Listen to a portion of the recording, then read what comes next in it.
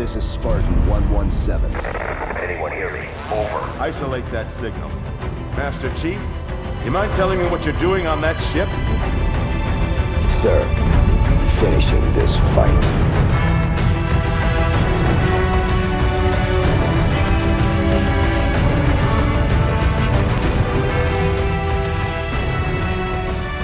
Welcome back to Finish the Fight, a Halo podcast. I am your host, Jesse Reiners. And I'm your host, Alex Kendall. And as always, we have another bonus episode 15, in fact. And this time we are looking at the Spartan armor, the MJOLNIR armor. Yeah, pretty much like an all-encompassing, somewhat history, deep dive, a little bit of everything into really how the MJOLNIR armor came about and what are the variations of it and how have we seen improvements, you know, as we've changed different Spartan classes.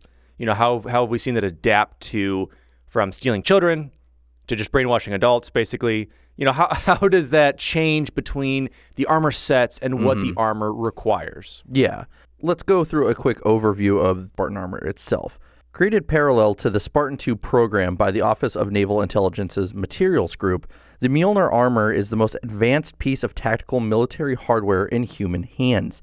Each suit alone costs as much as a small starship. Ostensibly the brainchild of Dr. Catherine Halsey, MJOLNIR is an attempt to create a powered exoskeleton capable of taking full advantage of the physical capabilities of the Spartan. MJOLNIR's development actually came about due to millennia-old chaos that manifested itself within Halsey. Near the end of the Forerunner Flood War, the librarian planted genetic directives that would lead to the development of the powered armor, along with the creation of the Spartans and the sophisticated artificial intelligence. This was done in preparation for humanity's task of reclaiming the mantle. Now, I will say once again with the lore, whenever they were like teasing Forerunners, then 343 kind of took it over. They did everything. They went, meh, meh, meh. All right, let's set it up. Yep. Forerunners are responsible for everything. However, do love it though, because I love the aspect of, okay, let's implant them to basically create the same type of armors or try to get towards the same type of armors that we have for our warriors. And AIs that are communicating through the armor. Exactly. So having that stuff, I think it's a neat idea. But spanning over 3 decades of development, Project MJOLNIR encompassed more than just a suit of armor, but as a pioneering effort intended to shatter current technological barriers. In its final iteration, MJOLNIR is a highly advanced suit capable of further enhancing the Spartan's physical performance, like Jesse said, while also doubling as a platform capable of handling the AI network. So it's a little bit of both of basically think of bringing your weight bench with you along with your iPod, but mashed into one, and it's a suit. That's what MJOLNIR basically is. So your bench and your iPod. Yeah. No weights though. Just strictly your bench to lay down on. Not your iPhone? No. iPod Nano. Excuse me, iPod Nano. But unlike the powered exoskeletons that preceded it, the MJOLNIR battlesuit was designed from the ground up as a suit of armor. Its design philosophy would serve as a basis for all future powered and semi-powered armor systems. Each generation of the MJOLNIR battlesuit is composed of major fundamental components, constructions of, overlapping layers from like those like kind of very skin-tight layers that are more of just Power Ranger suits. Power Ranger suits, yes, the best way to describe it. So your bench, your Power Ranger suit, and your iPod Nano all going into one. But yeah, all of these were meticulously planned and brought together from the gel layers to the actual like full exoskeleton that's on the interior of the armor plating. So it's all kind of built from the ground up and allows for that neural interface to go uninterrupted to be able to like kind of plug in to the Spartan and have that same thing we see with Chief in the game. If you're familiar with the game Halo, that's where you would see it. I've played it a few times. I've dabbled. The MJOLNIR's battlesuit's greatest advantage, however, is the super dense optical computer memory. This revolutionary solid-based crystalline layer forms a network within the suit's frame, a proper size and capability of housing the types of artificial intelligence usually reserved for starships. Essentially, a piggyback system, an AI can be delivered to the suit via a data crystal chip storage device no longer than a personal credit card. The AI's personality and processing matrices can be carried by the armor in conjunction with the user, can nearly link with a being that has nearly unfettered control over mathematics, information, and body control. Such technology did not exist when work began on the Mark prototypes. Yeah, so whenever we talk about the Mark 1 prototypes, in the books, that was when we had some of the Marines or UNSC personnel in them that like crushed themselves and attempted that. And we even see it in, I'm calling it the Halo anime, in one of the first Halo kind of animes when they bust out that suit to kind of let people retreat. I forget which the prototype. Yeah, it is the prototype. Yeah.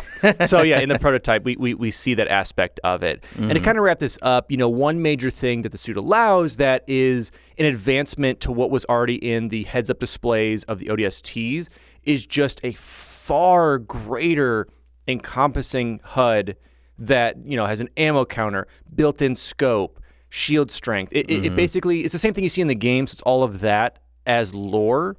And it allows the Spartan, along with the AI, to be able to track what's going on, your ammo counters, all of those aspects, to really push all that data to get you both that like strength and smarts all in one. And with the whole suit powered up all together, you're looking at a combined weight, short of a half a ton, so about 1,000 pounds or so. And really, once again, as we kind of said in the beginning, this is really the most devastating and far advanced piece of tech humans have created thus far. Yes. So let's talk about the armor components themselves, starting with the inner components. So we have the inner skin suit. Power Ranger suit? Yeah, our Power Ranger suit, obviously. The inner skin suit is made of moisture-absorbing synthetic material linked to an environmental control computer and the occupant's neural interface. It controls the suit's temperature and actively changes how the suit fits the user. So if you're on the field, packing on a few pounds, don't sweat it. Yeah, this would work for the Hulk. If it just Bruce Banner goes for it, the suit's like, not today, Bruce. We also have the hydrostatic gel on top of that. So on top of that inner skin suit is a gel-filled layer, which helps regulate the temperature of the suit and of the user to make sure that, when you're doing a jump from space or you're crashing or anything that will have those like intense fluctuations, it helps to deal with that so that obviously your user doesn't perish. The suit will help to absorb that.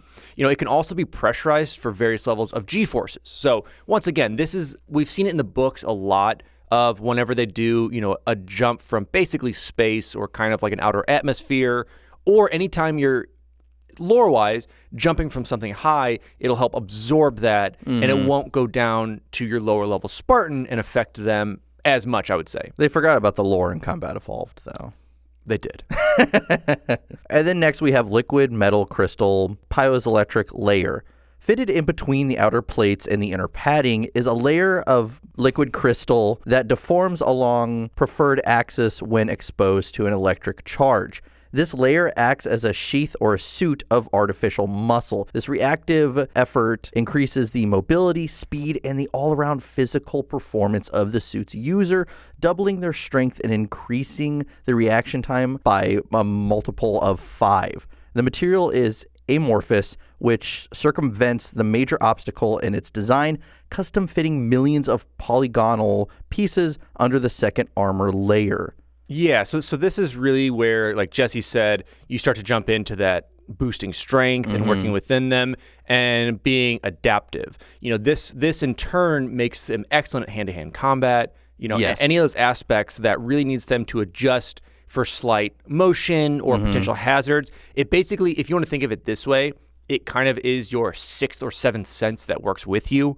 So your normal reaction time is like, let's say 0.2 seconds for something is now 0.002. It helps decrease that and not only works with the brain in the aspect, but the muscles and kind of almost predictively helps with it, which is pretty interesting. And it definitely will help to deal with any damage inflicted as well. It kind of adjusts for it. So it's almost, think of it as like somewhat of a force field in a way, but a predictive one. Yeah. Knitted together at a molecular level, the liquid crystal material is merely poured into a multi-layered Sierpinski capillary system where microelectric fields can direct crystallization geometries. The only downfall is the material's production, which involves classified super toxic precursor materials and requires a zero-gravity environment. So yeah, that's where we start to dabble a little bit in some of that Forerunner lore, some early 100,000 type stuff going on there. Yeah. But then we have a pressure seal. And the pressure seal is obviously the aspect that keeps the suit, fully atmosphere closed so they can be in space for certain amounts of time and, will basically protect them for any external environmental issues. Mm-hmm. You're just plugging it up, plugging the drain. It's like that Flex Seal meme, essentially. Yes. Just throw the tape on there. The pressure seal is just a can of Flex Seal shoved into the suit. And next we have the titanium nanocomposite bodysuit. Sandwiched between the external armor and the inner padding is a thick black armored bodysuit. So this is the one that we're very familiar with, that you kind of see between the armor plating. Mm-hmm. The suit has numerous functions, small but vital to the safety and survival of the wearer. The bodysuit is made of a titanium-based material, making it very strong and yet very flexible, Flex Seal. It also serves as another layer of protection against ballistic attacks and is coated with a heat-resistant material to disperse heat from plasma weapons. Mm-hmm. And then next we have biofoam injectors. Known to be present in the Mark V and the Mark VI generations, biofoam injectors are the integral part of the system's ability to keep the Spartan II functioning in battle.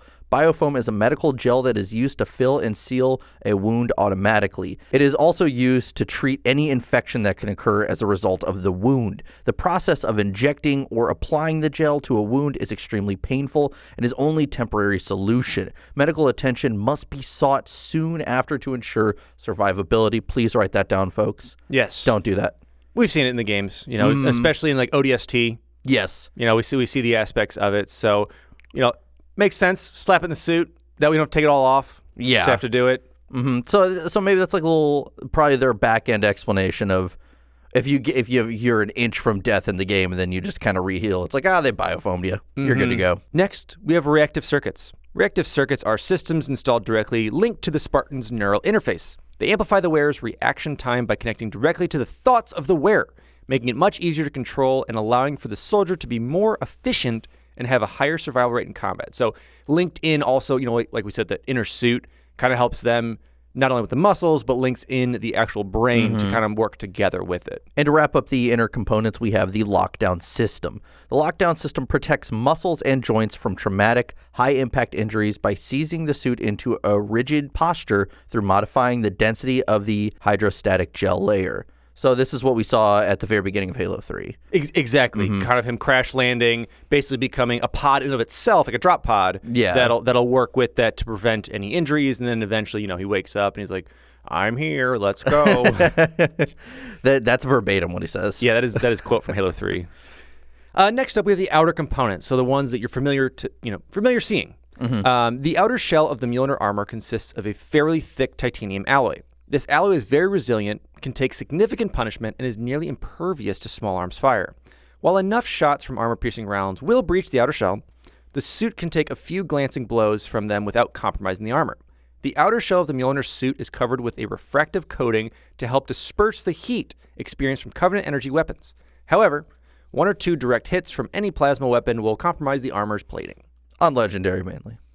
Yes, 100% on Legendary. So let's talk about integrated communications helmet. The Mjolnir helmet is one of the most vital aspects of the Mjolnir armor system. It is made of titanium and features a heads-up display that links to the brain and hands and can identify equipment and display information about it when it is picked up by the wearer.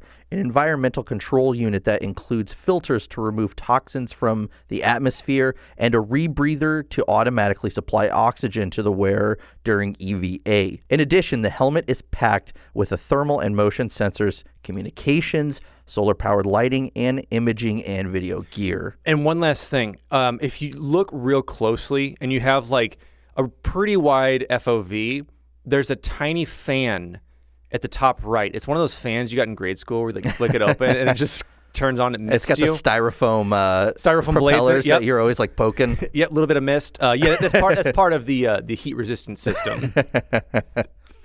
Oh, man. The most important feature, though, is the direct neural interface system, which connects to Spartan's neural implants. 2 core processor chips are implanted into the subject's skull in the rear of the head. This is essentially comparable to an onboard computer using parts of the human brain for processing. When the connector at the rear of the subject's head and receptors in the brain link to the helmet's onboard sensors, it creates the neural link needed to move the Mjolnir suit. Yeah, so it's basically what allows you to plug into it and do it. And go. It's a power cord. Exactly. Kind of. You are the power cord. Next, we have the titanium alloy outer shell. Like we said, the outer shell of the Mjolnir armor is composed of a fairly thick titanium alloy. It covers, everything from head to toe for the most part, and it just leaves those joints out where we see that kind of black mesh underlayer coming through. Like we said, it can take a few blows from small arms fire. It can take a sniper shot to the chest apparently, but not the head. But obviously built to withstand as much as it can.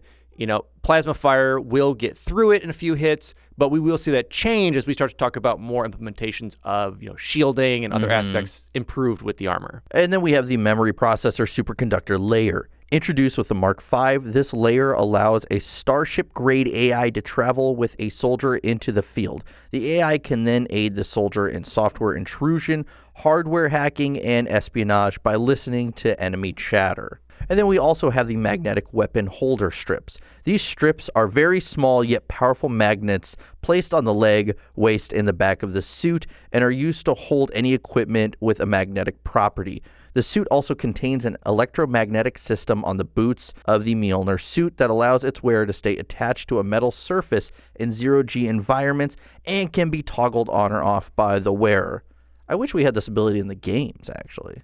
Just climb up 400 walls. Yeah, and you kind of do, and it kind of pulls the lore, like when you do go into zero-G on the outside of ships, like you can still walk without like flying off. Yeah. So I think it adds that element a little bit to it, but also this is kind of like the lore Band-Aid. Yeah. We made this game a long time ago and it was really hard to put weapons anywhere. It's just magnets everywhere. It's just magnets. You have no pockets. You've got no pockets to put this. And obviously, coming on like what I said before, we have the energy shield system. Unsuccessfully tested with the Mark IV, properly introduced with the Mark V, and later refined with the Mark VI, the energy shield device is reversed engineered from Covenant technology. In 2532, 40 scientists and technicians would spend the next 20 years attempting to make some use of the technology. For decades, the attempts at cracking their tech had met with failure after failure. Some had given up on the project, and some had just left.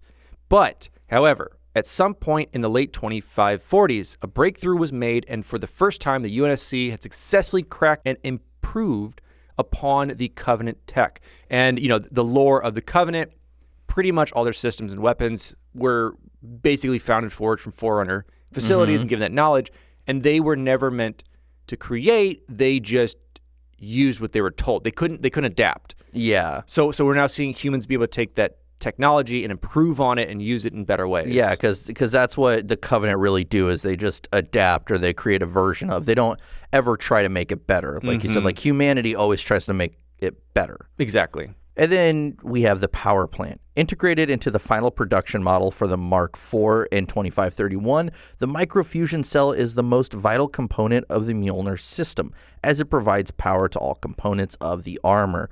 The reactor is built into the suit that allows for nearly unlimited power.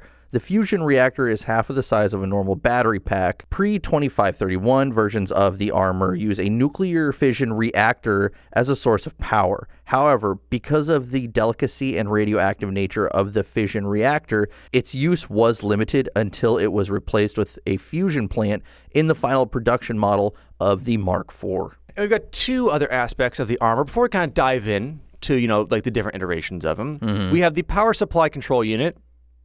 Just like your computer, you got a power supply that helps control where like the power will go. And we have a fail-safe detonation system, which we have seen within the lore, and we've seen it with several books. Yes. It is a pretty much last resort to make sure that the armor stays out of enemy hands. Yes. And basically you detonate a nuclear, kind of nuclear reactor we just talked about there, that Yes. Jesse was talking about. You detonate that, and it basically is a tiny atom bomb that goes off, detonating the suit, obviously killing the wearer, but killing kind of anything within proximity to make sure that nothing is recoverable.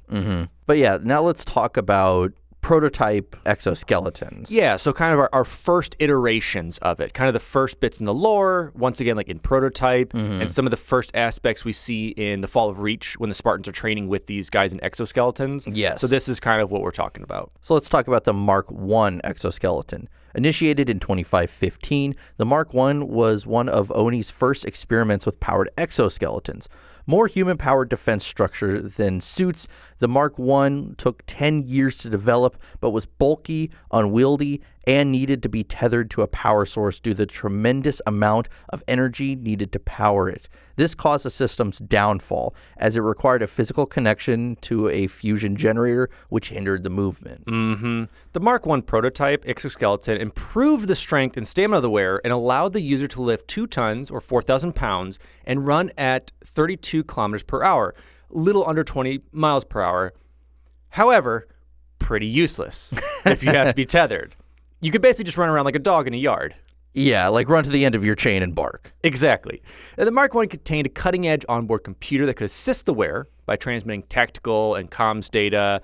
And, it really basically was the start of that idea of AIs coming through to kind of be able to transmit those aspects to it. The armor could also be equipped with motion sensors and infrared scopes, and it could be mounted with a 30-millimeter minigun that fired on self-targeting armatures. Hell yeah. Yeah. Research and development for the Mark I was carried out by Section 3's headquarters inside Castle Base on Reach, though the final assembly of components occurred at the Damascus Materials Testing Facility on Shai Seti 4. At least 40 Mark I suits were produced.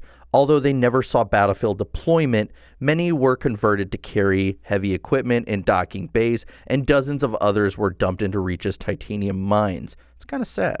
Yeah, but I like that they built that into it, that they adapted them around. And it's like they're just like warehouse stuff or like in the mines. And it makes sense to be able to lift so much weight. So basically they just produced a forklift with arms and legs. Correct. The Mark I exoskeletons were later used by trainers of the Spartan IIs to protect themselves against the Spartans' newly acquired strength. Otherwise, the training could have killed them, as evidence when 3 trainers were accidentally killed during hand-to-hand combat exercises against Spartans. Yeah, so like I said, in the Fall of Reach, that's kind of where we first get to see the exoskeletons. Yeah, because the Spartan IIs were all like dressed as ninjas and whatnot, and just taking them out. Yeah, and then we move on to the Mark II exoskeleton. The Mark II exoskeleton was similar to the Mark I, but it had a slimmer profile which greatly increased mobility. However, the suit still needed to tether to the fusion generator, so despite being more powerful and being one of the most powerful pieces of military tech that was around, it was still impractical to drop in a battlefield. You'd have to drop a big generator behind it, which made no sense. But one of the big things that it did have was reflective coating that could disperse heat to basically from explosive attacks or any other aspects that would glance off of it, which we do see start to adapt. And one of the first pieces that we start to see adapt that are going to go towards our modern Mjolnir suits. Yeah. Then we have the Mark III exoskeleton. Introduced in 2510, the Mark III incorporated a wireless power transmitter and receiver so that power could be transmitted directly to it, much like the orbital defense platforms used to defend UEG colonies. The design was quickly rejected for 2 reasons. First, the armor still had a limited operational range, as it had to remain within range of the bulky, immobile generator. And then second, if the generator was disabled or destroyed, the suit would be disabled, leaving its user trapped inside a useless shell, helpless against an enemy attack. In the end, all of the first 3 prototypes had one thing in common. It was impractical on the battlefield, and its range was severely limited by the lack of mobile power sources. Yeah, and all 3 of these iterations roughly came out about the same time. I think their inception was kind of early 2500s and played around with. But like you said, like even though there's 3 iterations that improved a little bit on each other, there wasn't much to go off of having to drag a giant battery behind you. So to really, go off of that, we finally see our first jump into some actual quote-unquote Spartan armor. Yes. With the first kind of Mjolnir. And so the first generation starts with that Mark IV. So if you didn't know why it started at Mark IV, you now see that there was 3 battery-powered junk suits before it. So starting with the Mark IV, although earlier attempts at developing high-powered armor produced designs that were, like we said, impractical, the Mark IV Mjolnir-powered exoskeleton would be the first successful powered armor system that saw deployment on the battlefield. Developed by Dr. Catherine Halsey, the Mark IV was a radical redesign of powered exoskeletons, making use of technological innovations that did not exist when they were really starting out in the first early 2500s. And really what set it apart was now having that fusion reactor on the inside of the armor, so allowing it to be mobile. The Mark IV Mjolnir armor, was battle-tested and battle-worn from November 27th, 2525 to November 24th, 2551. And, there were numerous early prototypes of the Mjolnir armor. One such prototype was upgraded to withstand concussive force. The design of this prototype was later used for the Grenadier armor system. Which I love. Now that we are jumping slightly into these armor systems, we're going to see prototypes and aspects that didn't make it into the quote-unquote canon armor, basically Master Chief's armor, but we're going to see kind of that lore build up into the multiplayer armors and things like that, which I think was such a neat aspect that they kind of added in with it. Yeah, but then, we had the initial production model. 5 months after production began for the Mjolnir PAA entered service, the initial version was bulky, angular, and restrictive in mobility. Due to its design philosophy being centered around the human insurrection, this model was not adequately prepared for dealing with advanced alien technology and weapons. Although highly advanced, the suit entered service in an accelerated state due to the Covenant threat. As such, upgrades to the suit were already in the works when it was issued to the Spartans. At least 7 variant models have been introduced by April 2526. In 2531, the suit was replaced by a generational upgrade to better combat the alien threat. And this was the same kind of prototype, first-gen initial, where we saw they first try to test it with Marines, and that's when they would twitch, and the armor goes, twitch? And it would just snap them in half. Yeah, so that was kind of that initial. Then we get to the final production aspect of it. By 2535, the Mjolnir system had become the single most expensive item ever produced by the UNSC. It had been intended as a continuous, pioneering effort to shatter technological barriers. However, with each suit costing as much as a destroyer, the manufacturing aspect and overseeing of the budget decimated the fiscal, year budgets that they had. So this was one of those things where it's like, okay, we need like 10 more ships, but I got 10 suits of armor right here. I need that better. And they go, okay. And it was needed. Like we said, this was a turning point of the war. So I think it was kind of that all hands on deck, like money's not an option aspect. And also Oni has infinite purse chains of just cash around. So like, we'll just help with that. But yeah, so overall, thus the Mark system was added to the Mjolnir, with the current version being retroactively designed Mark IV to suggest continuity with the powered exoskeleton program that had previously occurred. Yeah. And so overall, that third generation aspect of kind of the suit coming together included numerous improvements not available at the beginning of the war, including a standardized vacuum survival system, standard fusion power, and a new radar sensory package. Yeah, so all in all, general improvements to what we saw when, Chief and Blue Team and the rest of them got the suits when that Covenant first attacked them. Yes. And obviously it also helps really push the lore aspect that Cortana can kind of help deliver upgrades to it, because it's always occurring, and if it's always somewhat a system that can be downloaded, you can kind of see her aspect of being able to do it herself. Yeah. So let's talk about the variants of this, which is essentially your multiplayer suits. But, you had like the Air Assault, which was developed as an improvement of the ODST armor. We also have the CQC, which was a variant of the close quarters combat, which also included boarding actions. Yeah, so we'll see in these variants that some were made specifically for these aspects. So like the ODST armor, being more of like that drop pod stuff. Air Assault makes sense. And then CQC, close quarters combat, makes sense. So they've definitely developed a lot of these suits for specifics, which I love that they introduced, because we obviously don't really see that or talk about in the mainline games that much. But to actually have like, okay, you're going to be kind of like the boarding team, you know, or that repels boarders. So you're going to be like bigger and bulkier, you know, something along those lines. Yeah, well, you even had like Scout, which was a variant that was specifically for stealth missions. Exactly. And stealth attacks. Yeah. So I love that aspect, and I would love to see more of that in the games themselves a little bit. To use those aspects of it. They incorporated it a little bit, I will say, with Reach, because June uses Scout, and then you have like George using Grenadier. So you definitely started seeing that. Now, when it comes to the rest of the games, you kind of do and don't, because you have Palmer using Scout, but then you kind of see the rationale of all the other Spartan 4s using their armors, and it's just kind of like just putting a name and an armor together.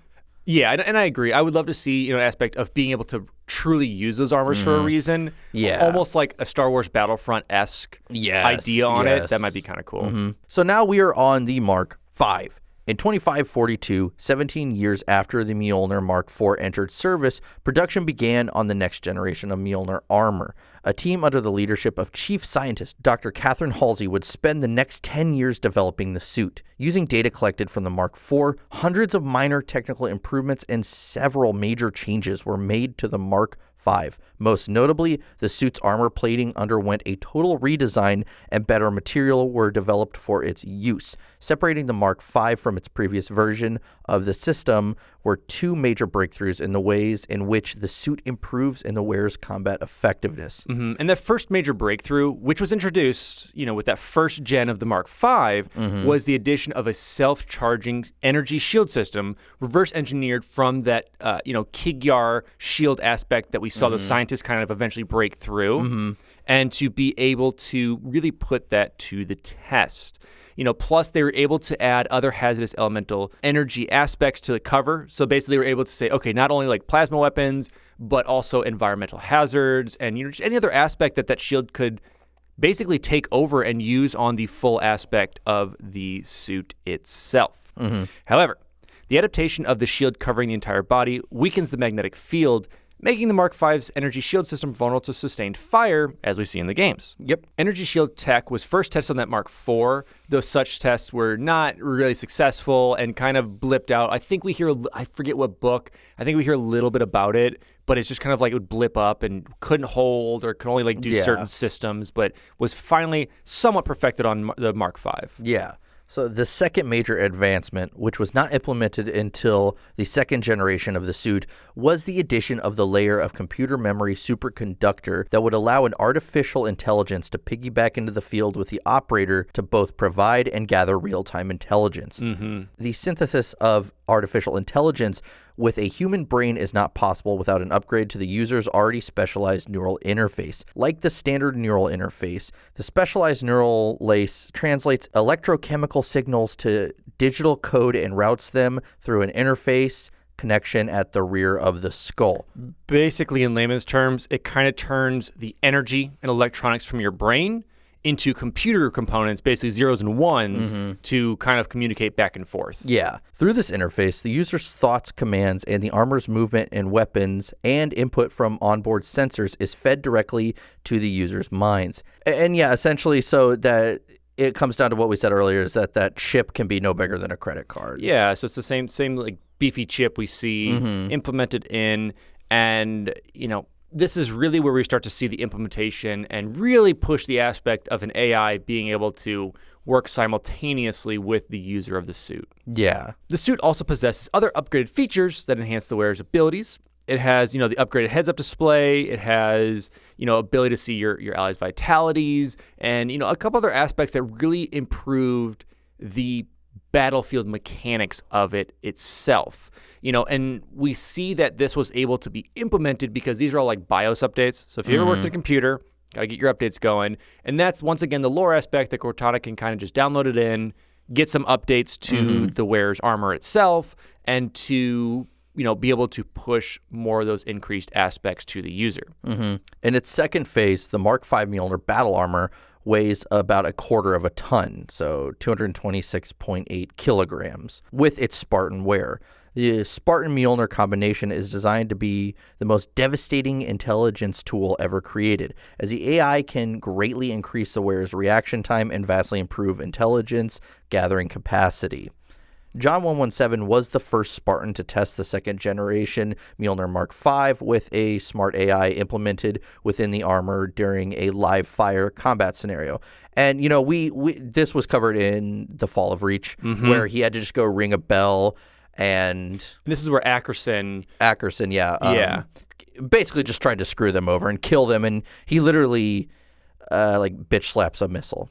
Because they're like, we'll do a live fire. See, this armor's all it's cracked up to be. Because, you know, if you don't know, Dr. Halsey and Colonel Ackerson were at each other's throats about this program. You know, he wanted kind of his own thing, and because she stole a lot of his funding. Yeah, he wanted ODST, she wanted Spartans. Exactly. So he was like, okay, just ring that bell. And then he puts, you know, jets and tanks and just other stuff out there to kind of go after it. But, you know, we see in the end, Chief is victorious. And after the Human Covenant War, the Mark V Mjolnir components were adapted for the use of the Spartan 4 in the Mjolnir Gen 2 armor. The Gen 2 variant of the Mark V was tested at the Damascus testing facility in Valcom on Shai Seti 4, a significant Mjolnir development site for several decades. It's where we saw them get their first set of armor whenever the Covenant first kind of attacked them in there. Yeah. And, you know, let's talk about the Gen 1. A large number of variants of the Mark V were manufactured for use in the field. In addition, the armor system is compatible with components and variants created for the earlier or later Mjolnir generations. Yeah, and this Gen 1 is kind of put in there because we see a little bit of aspect used in the multiplayer armor and in the aspects of the different types we see. Yeah. And, you know, we do have variants, again, like we have the Air Assault, the CQC, EOD, like all of those are kind of transferring over, but we do have some new ones like Gun Gear. And then Hazop as well was a new one. And even some of them like the military police as well. So they started adapting. They brought over all the old ones for the most part, but then started doing a lot more new ones. Yeah, and expanding out, you know, being able to use for different operations that were needed. Like you said, Hazop working with hazardous materials, so making a suit very much specific to handle overly hazardous materials. So we definitely see those aspects jump in. And to kind of wrap up those Mark Vs, we do see a Mark VI prototype in the works. Oh. And in 2552, prior to the Fall of Reach, a Mark VI helmet was tested on Mark V armor alongside the Recon armor set. So a little bit of lore in that aspect that they were kind of already working on something before stuff hit the fan and had to move on. Well, that's always kind of been the thing with the Mjolnir project, is that they're always going forward. They're always trying to, they get down. It's like the iPhone. Okay, we released our iPhone. We have to do a new one by next year. Exactly. Let's talk about the Mark VI. Late into the war, as the Mjolnir Mark V was being completed, a top-secret parallel development lab in Songnam, Korea began work on their prototype project, Mjolnir. This project came to be known as Mjolnir Black, a standalone Skunk Works prototype of the Mark VI Mjolnir armor. Using data from existing and in-development versions of the Mjolnir armor, the Songnam team was able to produce a suit with many technical advancements not yet available to the standard Mjolnir armor. After extensive testing of the prototype models in combat against the Covenant, the Black prototype was eventually inducted into the Mjolnir line and officially designated as the 6th version. It was improved for use after the loss of Reach and equipped to surviving Spartan 2s after their arrival on Earth. The Mark VI is capable of taking full advantage of the physical capabilities of a Spartan.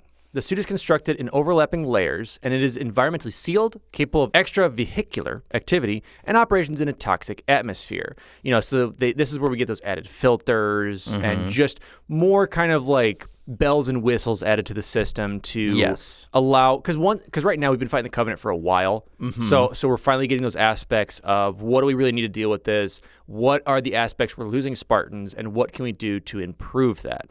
The armor's shell is composed of that multi-layer of augmented titanium now. So we're having like this augmented titanium alloy layer that is, you know, really integrating those Covenant energy shieldings and getting a better opportunity to, I guess, fight against the Covenant in a way. So, I mean, that's pretty much our main enemy this entire time. How do we improve against their specific weaponry? This is where we also get that gel-filled underlayer, and a little bit updates on those computer aspects.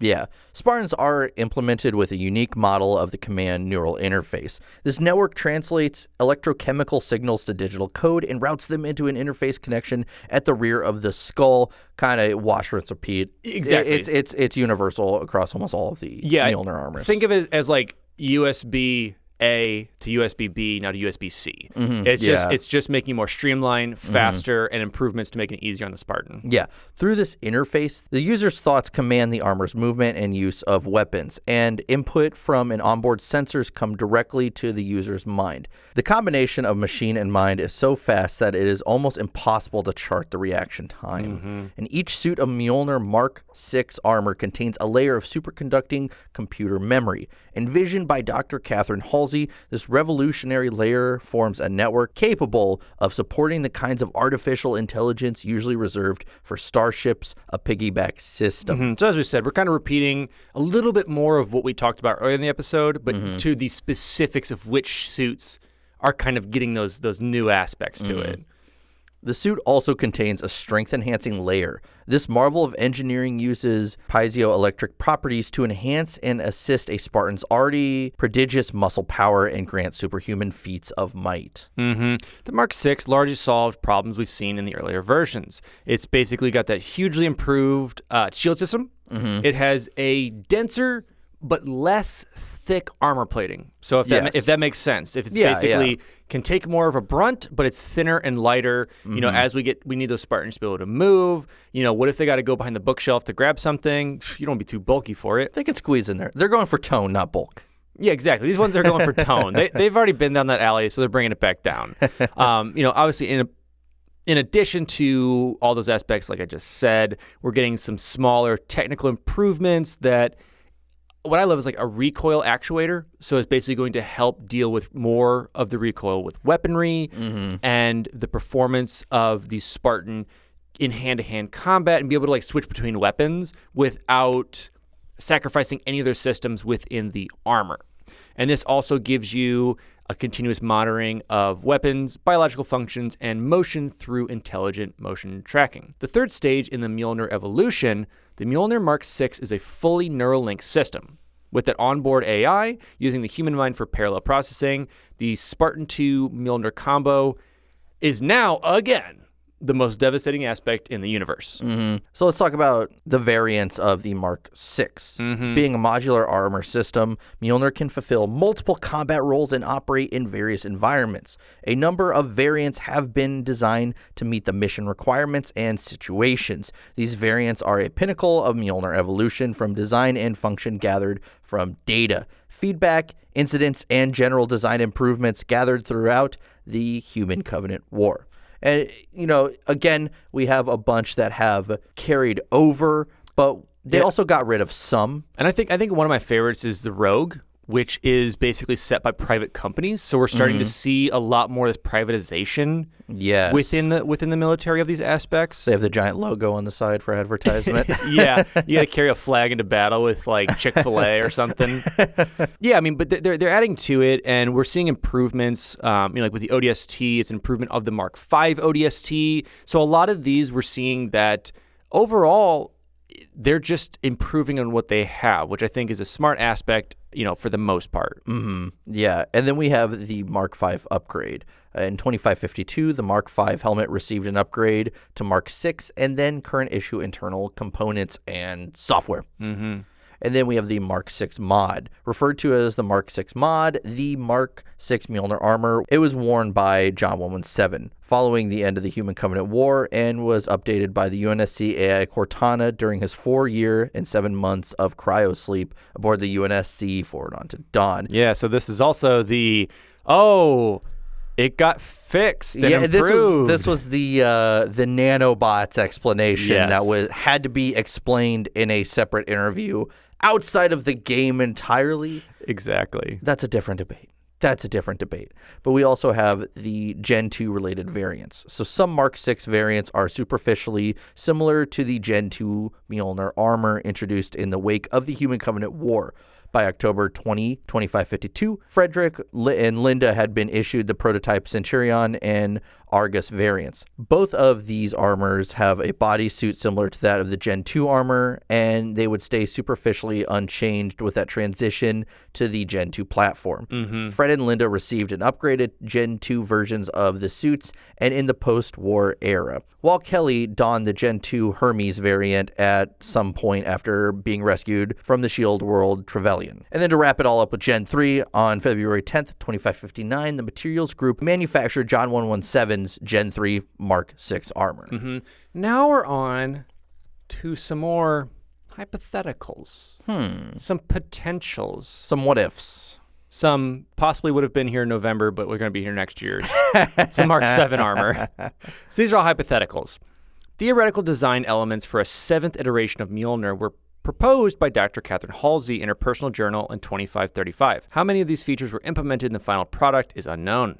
The Mark 7 appeared to have been the last planned phase of the Mjolnir project at the time of conception.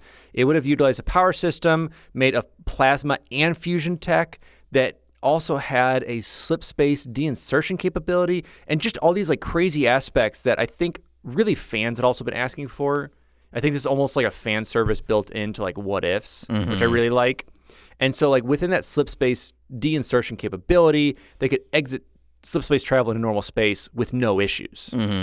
Due to unexpected technological breakthroughs, some of these upgrades were implemented earlier than planned and presumably featured in the production versions of the Mark 7. For example, the Mark 6 has integrated atmospheric insertion capabilities, which allow a Spartan to free fall from space without re-entry vehicles such as a SOEIV.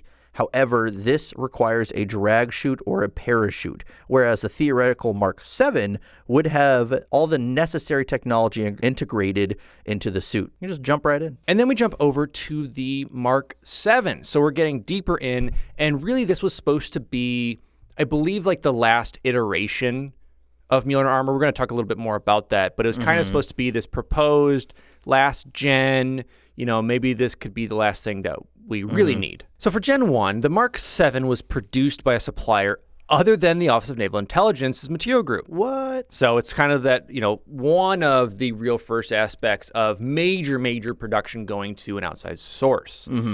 So this was basically allowing them to get the armor suits quicker, faster. Typically when you outsource stuff, sometimes you can get those things just at better rates and, fun stuff like that.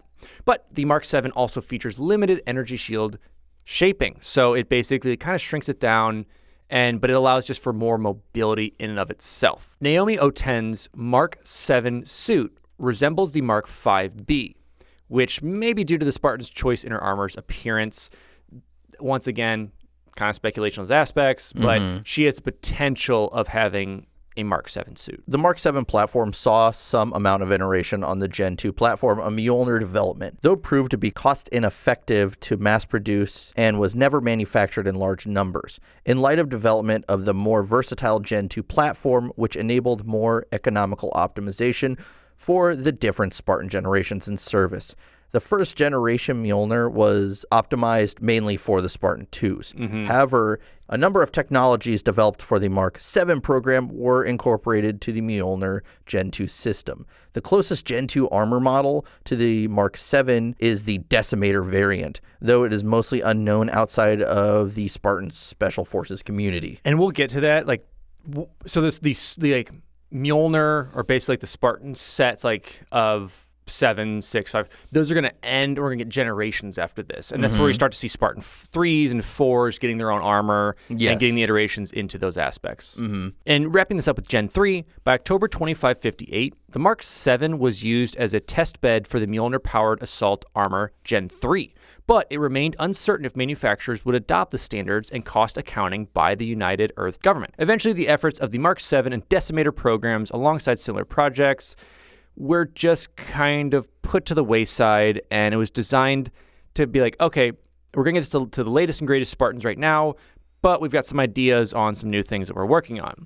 And though it does represent a generational leap from the Mjolnir program for adopting developed Spartans, some elements tested with the Gen 1 and Gen 2 Mark 7 remain as the prototype stage because they were just too expensive. It was just far too expensive to produce some of these things, and, trying to get, because this is really where they're really trying to push we need Forerunner things in these suits. And people are like, we can't do that. We can't figure those things out. But we may see those things later down the road. Now we're on the second generation, and, let's start with Mjolnir-powered assault armor, or, Gen 2. The armor was designed to compensate for Spartan 4's less extensive physical augmentations in comparison to the previous 2 generations. As a result, the armor multiplies the strength of its wear significantly more than the first generation suits, granting the Spartan 4s roughly equal strength to their predecessors while wearing the suit. So that does kind of explain Spartan Locke and Chief kind of going at it. The Gen 2 suit is also lighter and stronger in construction than the first generation Mjolnir line, weighing approximately a couple hundred kilograms. Gen 2 Mjolnir integrates the vast majority of the armor's vital hardware systems within the inner tech suit itself, allowing the more streamlined production and easier implementation of the specialized subsystems and armatures. The Gen 2 armor incorporates new ad hoc modification systems which allow the armor to use armor abilities, tactical packages, and support upgrades.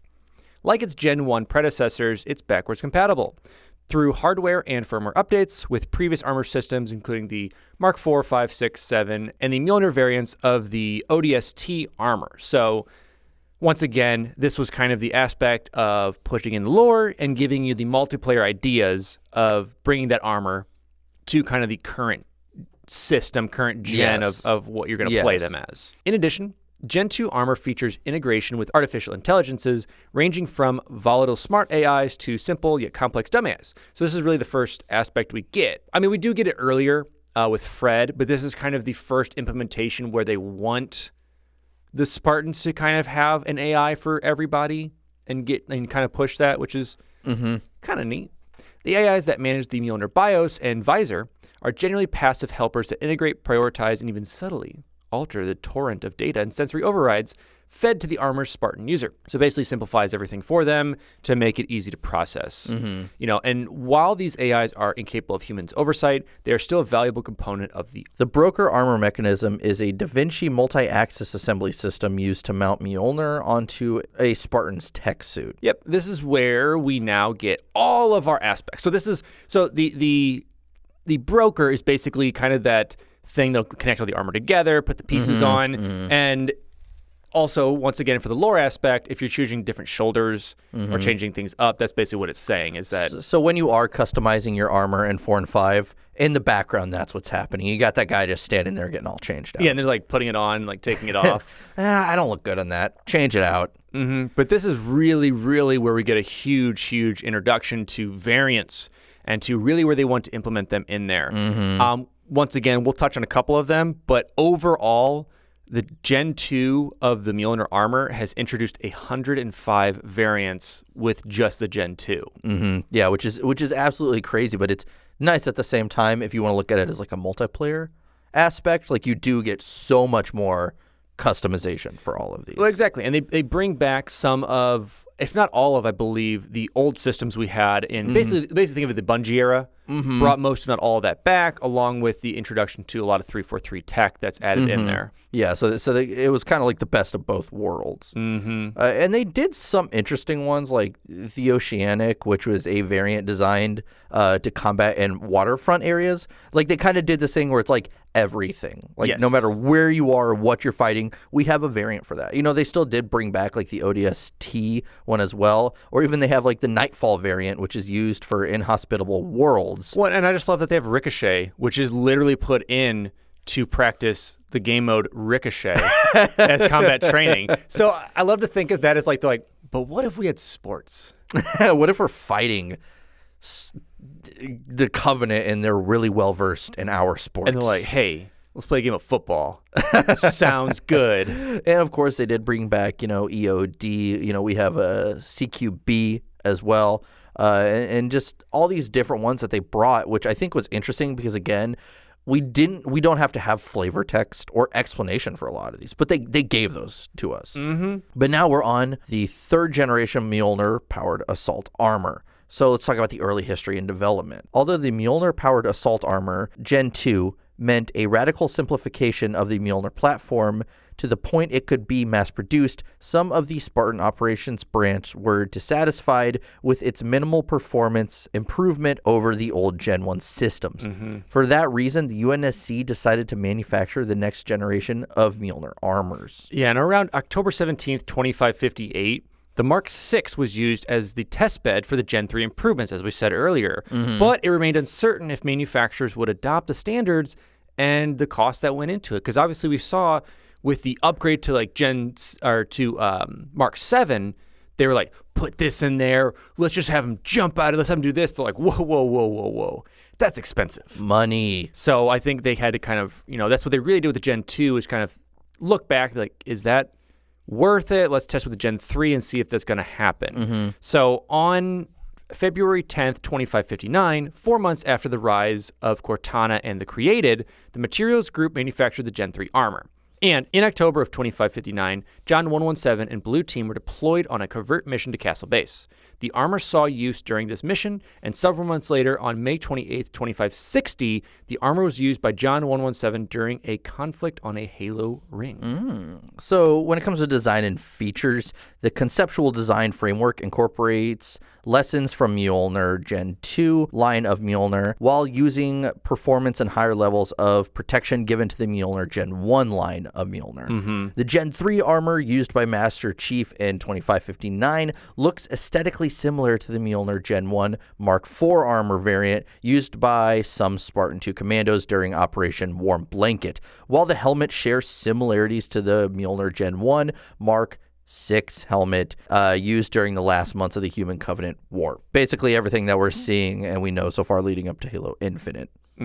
So as with all these, we have now kind of given you guys a full culmination.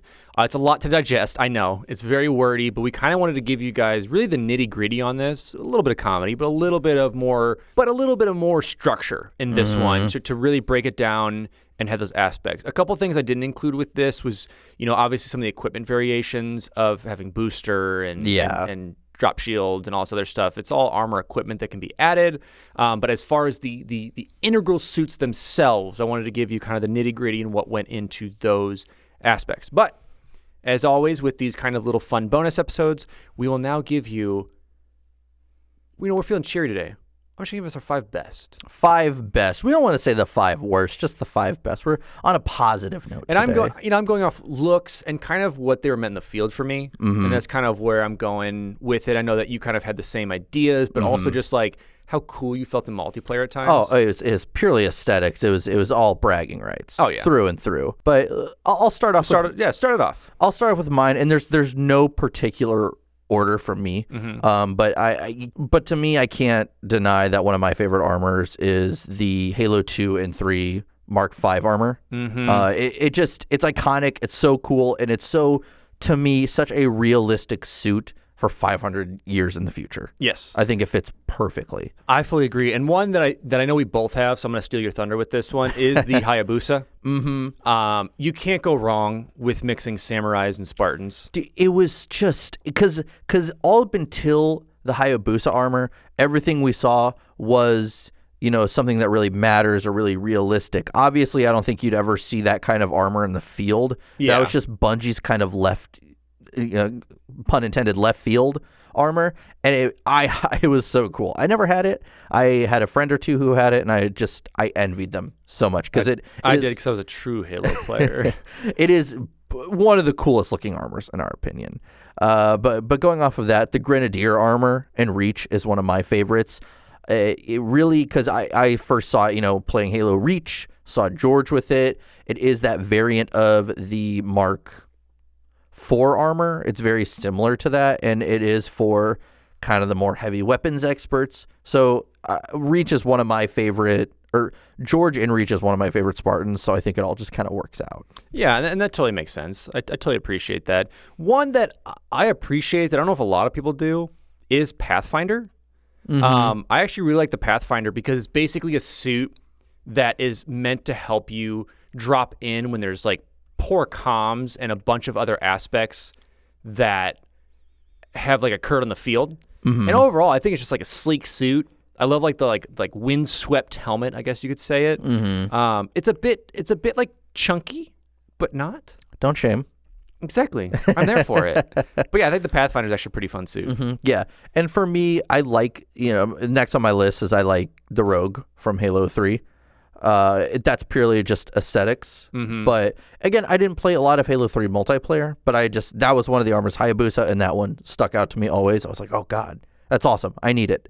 I'm really bad. I'll never get it, but I need it. And here's one that truly matters for me. I love dumb-looking suits. Here we go. And you know what's a dumb-looking suit? Huh?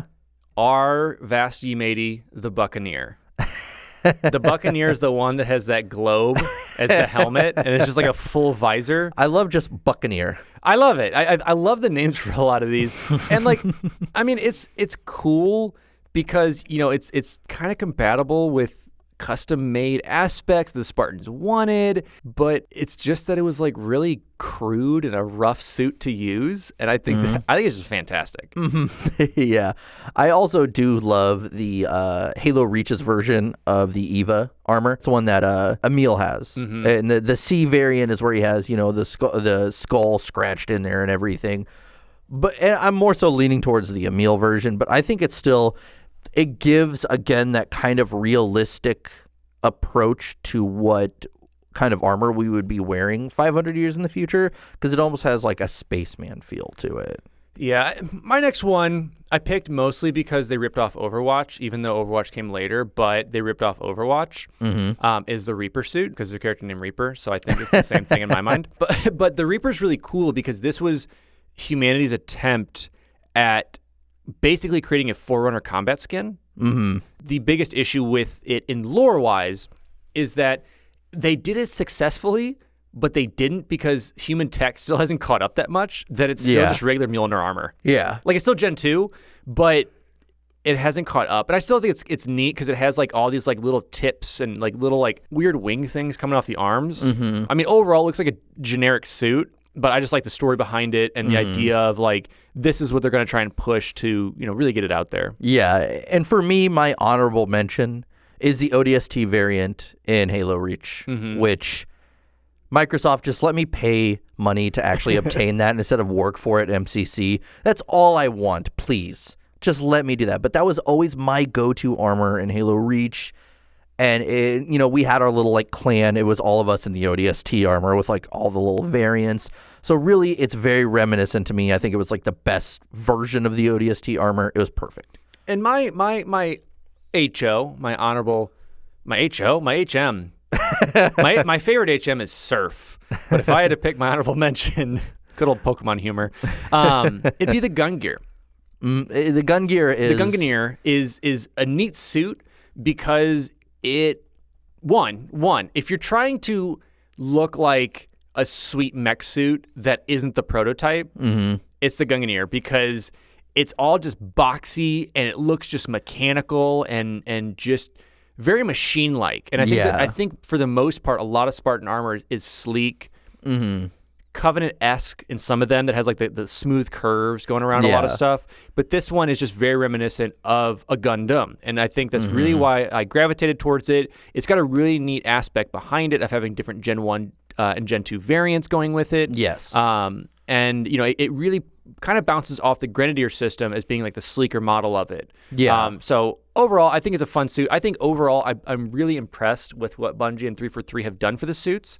I think it's enough customizability that you can be really goofy with it. You can be really sleek, and awesome looking with it. But overall, I think it allows everyone to create a character that they really want to play with and have some really cool aspects to go along with it. Yeah.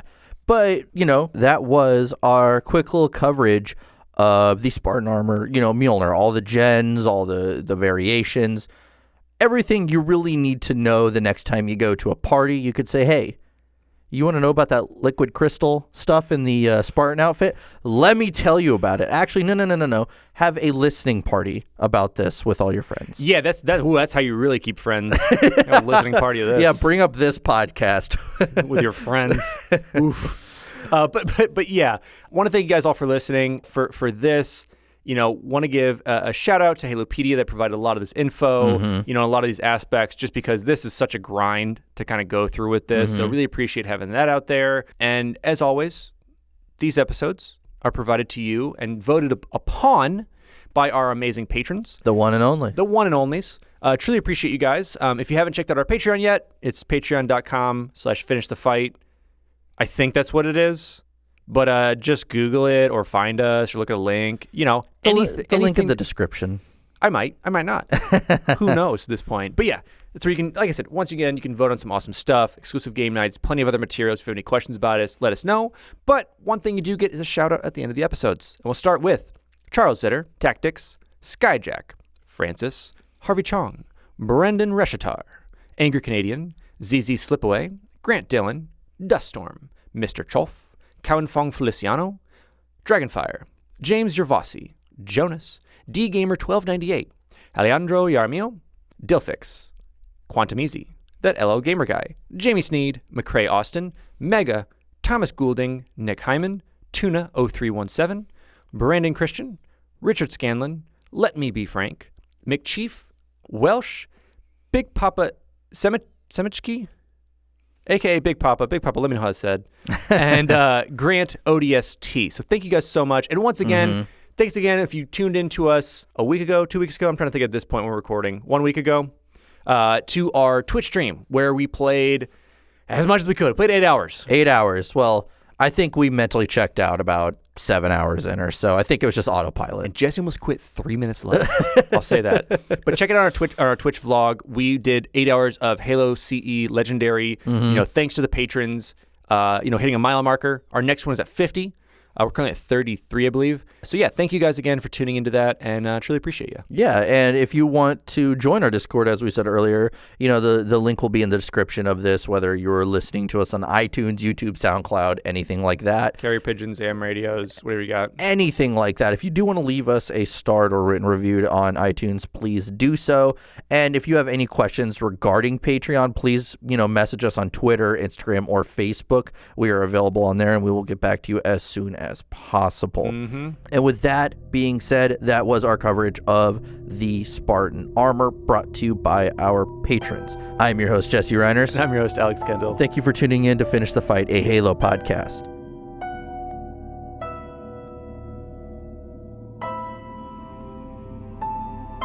Halo. It's finished. No, I think we're just getting started.